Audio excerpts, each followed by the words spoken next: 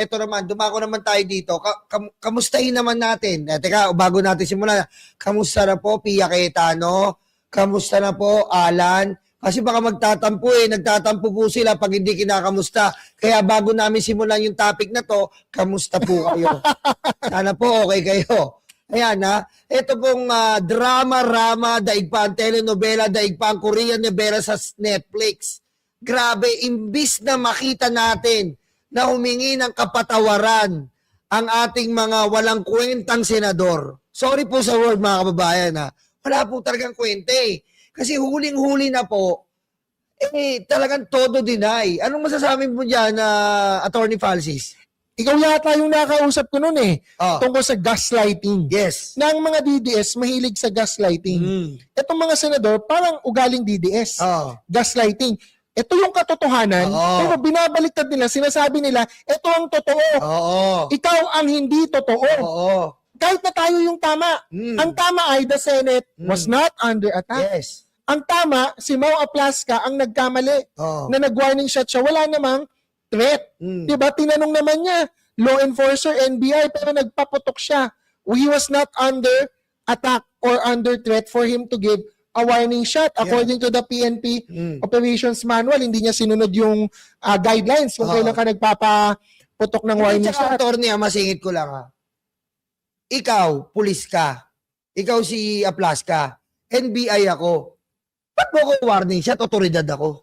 Hindi nga pulis si Aplasca Senate Security Staff lang ka. Hindi siya yung PNP. Hindi siya yung NBI or law enforcer na incumbent. Sabihin na natin, Aplasca, security guard ka lang, huwag kang umasta. So, hindi natin nilalang yung security guard. Pero ito kung umasta po kasi, di ba? Walang mali sa security guard. Yes. Pero kung security guard ka, nakakita ka ng NBI, at may dumating na NBI sa building mo, pakaputok mo ba? properly identified, Yes. merong bulletproof vest ng NBI, ang nakasulat, nagpakita naman ng ID or nagsabi, NBI ako, bakit ka magpapaputok? Di ba? Dapat na itotropahin mo Totropahin mo. Boss. Boss.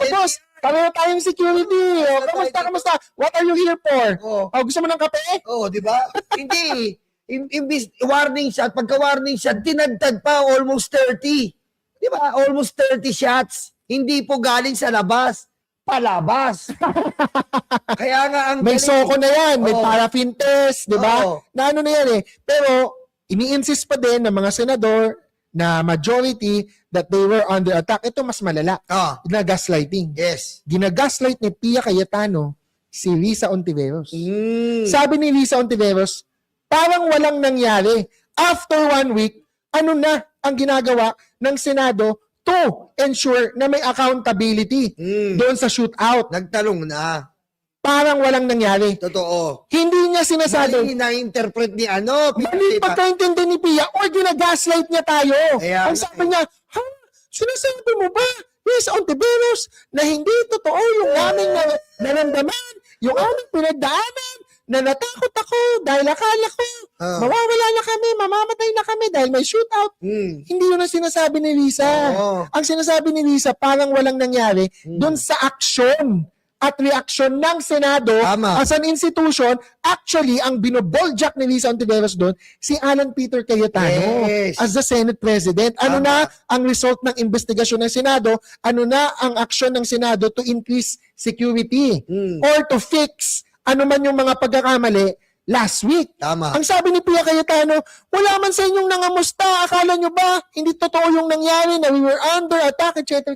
Una, they were not nga under attack. Ano hindi under attack attorney? Under attack. Under attack. Attack na attack si Alan Peter Hindi. Under attack. At saka under attack yung buffet. Di ba? Sa pagkain. Tayo nga, ang sabi ko nga sa'yo ikaw, dumating lang yung bill ng Meralco. Ewan ko sa'yo kung makakain ka, puputulan kayo makakain ka ba? Hindi na. No, hindi. Tsaka ito ang presidente, pag may bawilan around the president, president muna to but this will also apply to senators. Ang gagawin ng dyan, PSG or ng security, i-escort away, i-usher out kagad si presidente while covering him. So, kunwari, President, duck, or take over. Tapos gaganon yung mga kamay, tsaka katawan. SOP yun. Mga 10 o 5 PSG yun. Oo. Papaligiran si Presidente. SOP yun. SOP yun. Sa senador, it might not be like that, but it should be similar. Which is, under attack, okay, may putukan, let's evacuate. Yes. Okay, take shelter. Yes. Diba? Sisecured mo muna yung VIP muna, senador. Especially, wala namang putukan doon sa may kwarto nila. Yung corridor yung may putukan, Yes. diba? There was time and space to evacuate them. Bakit hindi sinunod? Tama. Baka kasi may script. Diba? May script talaga. Baka kasi may script kasi mag-FB Live kayo. FB Live, we are under attack. Sabay-sabay pa. Sabay-sabay pa. Tapos, ito yung mas malala, kaya gaslighting. Yung mga minority senators, bakit wala na sila dito? Di ba, hinahanap yung mga senador na hindi naman nila kagrupo. Sabi ni Alan Peter, wag na kayong sumama sa aming dinner. Kasi ang meeting namin, para sa amin lang. Mayorya lang. Mayorya lang, sabi ni Erwin Tulfo yan. Na, may documentation si Erwin Tulfo niyan. So, hindi sila sumama. Umalis sila ng maaga. Pagtapos ba ng trabaho mo, ikaw, hindi ka na ba uuwi? Para makita mo pamilya mo, kumain, di ba? Natapos yung session 5:58. Nag-uwian na. Yung mga minority. So ano yung gaslighting doon? Una, hindi na nga under attack. Tapos nag-Facebook Live pa, hinahanap yung mga minority senators. Bakit? Yung mga DDS vloggers, nakakampi nitong mga senador na to, na majority, biglang pinagsisisisi. Sina Risa, sina Bam, sina Kiko, may alam ba sila? Alam ba nilang magkaka-shootout? Kaya hindi sila pumunta? Kaya nga, biniiba pa ang naratibo. Biniblame. Na Biniblame pa. Ang dahilan ng shootout, script ng minority. Well, in fact, script siya ng majority. So, gaslighting yung parang walang nangyari. Ang intindi tuloy ni Pia Cayetano, ini-invalidate yung nangyari. Yung feelings nila. Which, The situation nila. kahit totoo valid yung feelings nila. Sabihin natin, valid ang feeling sila. Baka talagang kinabahan sila. Natakot sila. Hindi nila alam, nagpapanik sila kung ano yung totoo nung panahon na yon. Hindi naman yun ini-invalidate ni Lisa. Hindi yun yung sinasabi niya. Kaya talagang malaking yan, gaslighting. Ano pa isang gaslighting ni Pia? Kinakamusta mo siya. Diba? Kailangan kamustahin mo si Pia. Naglabas ng resibo. Yung Sina Erwin Tulfo. TV5. At saka yung mga senador, sabi, nag-message kami. Kamusta na kayo? Prayers. Stay safe. Stay safe. Thank God everyone's safe. My God!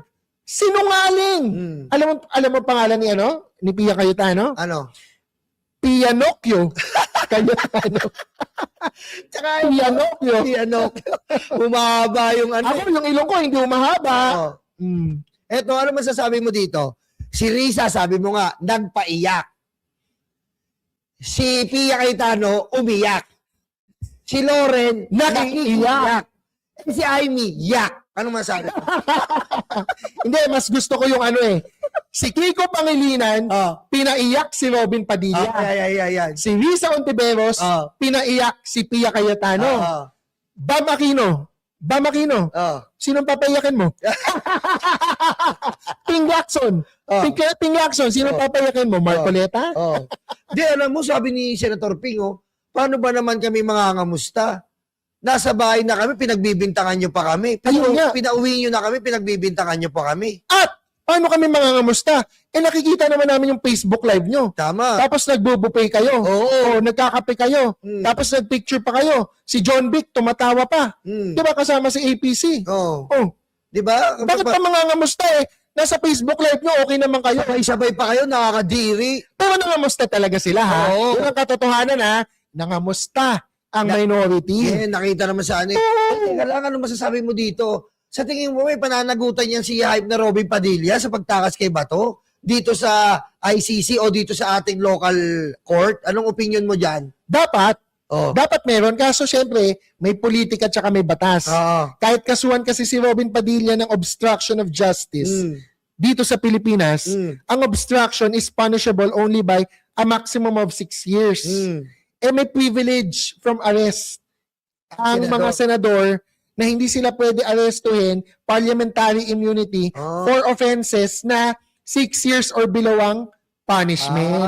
That's why ang mga pwede lang arestuhin sa Senado, yung plunder, Yes. murder, Yes. rape, Yes. etc. Ito Oo. si Bato, crimes against humanity, kaya pwede yan. Pwede. More than 6 years More than eh. 6 years Oh. yun Yung obstruction kasi ni Robin, 6 years or below How lang. about naman sa pardon niya? Yung sa ICC, Makaka-apekto ba yun sa pardon niya? yung sa ICC na obstruction muna, Oo.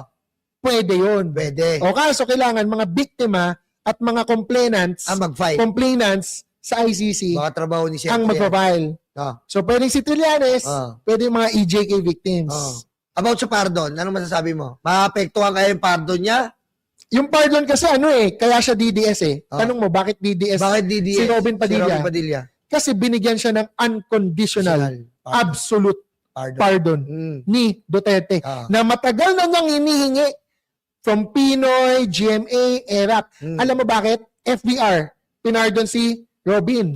Pero anong kaibahan ng pardon ni FVR sa pardon ni Duterte? Ano? Yung pardon ni FVR, conditional. May condition. Ibig sabihin, hindi ka pwedeng tumakbo for public office. At meron kang kailangang mga requirements na i-comply. Magre-report ka. Periodically, ganon. Ayaw ni Robin nun. Ayaw. Kahit pinardon siya, ibig sabihin, nakalaya siya. Kaso may kondisyones. Gusto niya tumakbo sa politika. So from ERAP to GMA to Pinoy, nag-aantay siya ng unconditional pardon. Kasi conditional. Yung kay FVR. Duterte lang ang pumayag. Yun. Yes, Robin Padilla. Yes, my boy. I will give you unconditional pardon. But B, DDS. Kaya pala sobrang dila sa puwet ng mga Duterte. Kaya die hard. Die hard. Hindi masama sabihin ang DDS ha. Oo. Baka magalit na naman si Toby Chanko. Oo. DDS, Robin Padilla, means die hard Duterte supporter. But siya die hard kasi unconditional. Grabe. Yung pardon. Ngayon, naglabas na ang attorney, naglabas na ang DOJ na larga na, arestuhin na si Bato. Larga! Larga! Ano masasabi mo yan? Larga na! Sa tingin mo saan ba nagtatago yan para ma-aresto na yan? Si John Vic napasabi na, yes, we will comply because now the DOJ has spoken. Nagsabi siya kanina. Nagsabi siya kanina. Pero sa akin kulang eh. Kulang pa yung dalawa. Pero thank you sa DOJ Thank you, Sec Vida, for saying the warrant of arrest is enforceable. Alam mo kulang? Ano? Kailangan there must be a declaration of a manhunt. Manhunt! Dapat. Manhunt. And reward. Bounty. Reward or bounty for any information that could lead to the arrest of Bato de la Rosa. Ano maganda? Kaya huwag niyo akong gagawing DILG, PBBM. Huwag niyo akong i-appoint. Kasi kung ako yan, manhunt ang declaration ko. Reward for any information. 10 million pesos! Pero hindi ako. Wala ako sa government. Joke. Kasi iba talaga pag may bounty, manhunt, talagang Former PNP chief, si Bato. Yes. He must be considered armed and dangerous. Huwag niyong lalapitan basta si Bato. Mga citizens arrest, wag. Kailangan isumbong nyo sa PNP. Isumbong nyo sa police precinct na malapit sa inyo. Isumbong nyo sa NBI. Yes. Huwag niyong aarestuhin si Bato, ng mag-isa. Kasi armed and dangerous yan eh. Former PNP chief. Tsaka may, may security pa. And, anong kaso niya? Oplantukang. Oplantukang. Yung kaso niya. Oplantukang EJK. Dinilikpit ang mga taong... Walang respeto sa babae. Dalawang NBI. Arestuin sana siya. Tumiglas siya, di ba? Tapos nagsinungaling din siya, gaslighting, sabi niya, nasugatan siya. Dahil sa NBI. Yung pala dahil nadapa sa stairs. Nakapag-wrestling ako. Why are you doing this in the Senate? This is the worst government. Worst government. Worst Senator Bato de la Rosa. Worst Senate President Alan Peter Cayetano. Malapit ka na, malalan, no? Tama. Worst government. Tama nga si Bato. Kasi worst senator siya, worst Senate President. Alam mo nakakatawa nga ito eh. Alam mo, ayan po, lumabas na po ang katotohanan na tama po ang pag-aresto kay Bato de la Rosa. Ngayon, paano na ngayon ng mga nagbibigay ng mga maling impormasyon, false narrative dyan? Sasabihin, kasi alam mo, nakakarin din eh, yung local court. Di ba, attorney? Nakakarin din eh. Ibig sabihin, pag sinabi mo local court, bobo ka eh. Walang requirement sa RA 9851 to go to a local court. Yes. Walang requirement sa konstitusyon. Yes. Kasi sabi ng konstitusyon, international law is part of the law of the land. Yes. And International Criminal Court is not a foreign Yes. criminal court. International ang National. nakalagay. Yes. Oh, sabi ng Constitution, international law is part of the law of the land. Oh. Oh, anong local court? Hmm. May warrant of arrest eh. Ewan ko, kaya ikaw lang ang inaangaan kong abogado. Ayoko yung mga abogadong may bundok, nasa bundok eh. Gusto ko yung ano lang, Jesus. Maliligtas pa ako, di ba? Madami pa ibang mas magaling. Hindi, ayoko talaga yung mga attorney ng bundok. Ayoko yung nasa bundok, gusto ko yung nasa Jesus lang. Magiging blessed pa ako, di ba? But Attorney Jimmy Bondoc is a good friend kasi co-host ko Ay, yan. kaso nga pala yun. Co-host Ganun yan. ba yun? No, but we have to, Hindi mo ba tinex yun? Mali ka dyan. we have to agree to disagree. Mali ka dyan. Ginagawa lang niya trabaho niya. Mali ka. Siyempre, ang kliyente niya si Bato eh. Kahit nagtatago si Bato, nagbabayad si Bato. Oh. Kuripot si Bato. Ay, paano mo alam? Paano mo alam? Kasi bondok lang. Kung Jesus ang pinili niya. O hindi bigatin si Torion tsaka si Bondoc. Sa bagay ha. Oo. Kasi naman mali kasi doon pa lang, trending siya doon, attorney. Hindi, basta ganito, may opinion ako as a lawyer. Siyempre siya, he has to do his job. Lawyer siya ni Bato eh. Oo. Ayun, makita na lang po natin na abangan na lang po natin ang mga susunod na mangyayari. Nais po namin magpasalamat kay Attorney Jesus Falsis sa pagpayag po at pagdating po sa ating buti dumating Of ka. course, kaso isa ka lang na bengador. Oo, susunod. Ano ba yan? Bakit nandito yung dalawa? Oo, ulitin natin to. Tsaka akala ko nandito din si Mima Alicia. Wala nga ulitin natin to uulitin natin to. Sana maulit pa po to. Ayan na lang po ang ating story for today. And thank you sa mga nanonood dyan. Huwag niyo pong kalimutan, mag-follow kay Attorney Jesus Falsis sa FB.